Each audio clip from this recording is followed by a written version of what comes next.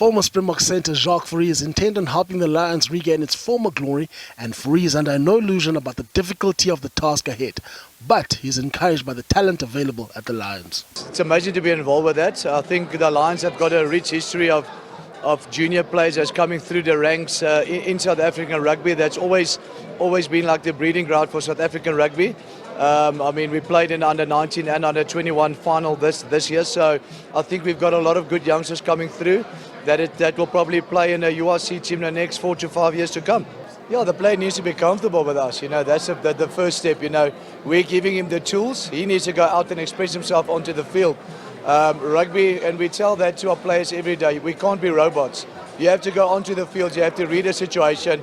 You have to play the situation. So we give them the tools to go onto Saturday onto the field. They must just go and read the game and express themselves on the field.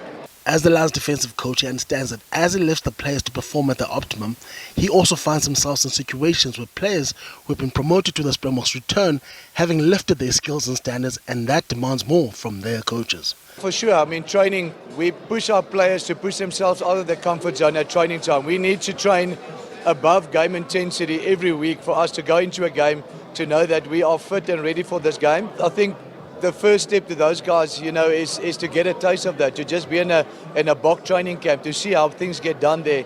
Then those players come back, and you can see the energy they bring when they come back from a Springbok camp. They've got more will, they've got the hunger to get there again. So, and what that does to the other players, it rubs off on them, So to see this guy's coming back, the level that he's training at, I need to pick my level of training up, because otherwise I'm gonna be left behind.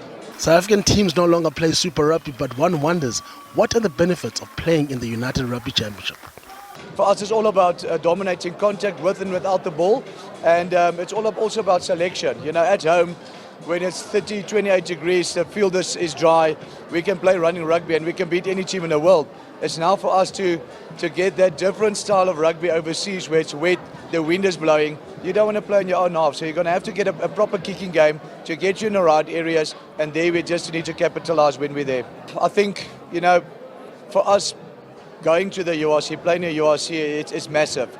Especially if you have a look at our players, the way that we've been playing, we've played a World Cup in France now. The next World Cup is going to be in Australia. Now the conditions are different, so we are getting used to playing in different conditions, and it's making our players better players. Because let's be honest, in wet conditions, windy conditions, if you have a look at the island teams, if you have a look at Leinster, Munster, their skill set is so high in those conditions.